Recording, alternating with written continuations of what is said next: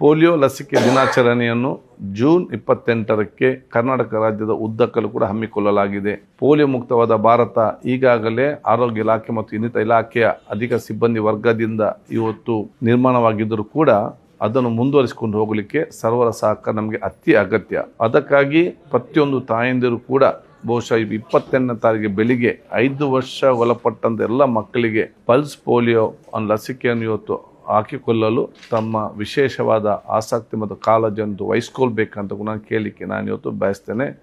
ಎಲ್ಲ ಕಡೆಯಲ್ಲಿ ಕೂಡ ಈಗ ನಮ್ಮ ಪೋಲಿಯೋ ಬೂತನ್ನು ನಾವು ಇವಾಗ ಪ್ರಾರಂಭ ಆಗಿದೆ. ಅದರ ಜೊತೆ ಇದಕ್ಕೆ ಸಾವಿರಾರು ಇವತ್ತು ಹೆಲ್ತ್ ವರ್ಕರ್ಸ್ ಬೂತ್ಸ್ ಮತ್ತು ನಮ್ಮ ಇನ್ನು ಸಿಬ್ಬಂದಿಯನ್ನು ಕೂಡ ನೇಮಿಸಲಾಗಿದೆ. ಬಸ್ ಸ್ಟ್ಯಾಂಡ್, ಸ್ಕೂಲು ಅಥವಾ ಏರ್ಪೋರ್ಟ್ ಇನ್ನಿತರ ಪ್ರದೇಶಗಳು ಕೂಡ ಇವತ್ತು ನಮ್ಮ ಕಾರ್ಯಕರ್ತರು ಅದನ್ನು ಕಾರ್ಯನಿರತರಾಗಿದ್ದಾರೆ. ಅದು ಅಲ್ಲದೆ ಮೊಬೈಲ್ ಆ್ಯಪ್ ಕೂಡ ಇವತ್ತು ನಾವು ಪ್ರಾರಂಭಿಸಲಾಗಿದೆ. ಇದರೆಲ್ಲ ಪ್ರಯೋಜನವನ್ನು ಸರ್ವ ಕೂಡ ಪಲ್ಕೊಳ್ಬೇಕಂತ ನಾನು ಕೇಳಲಿಕ್ಕೆ ಬಯಸ್ತೇನೆ.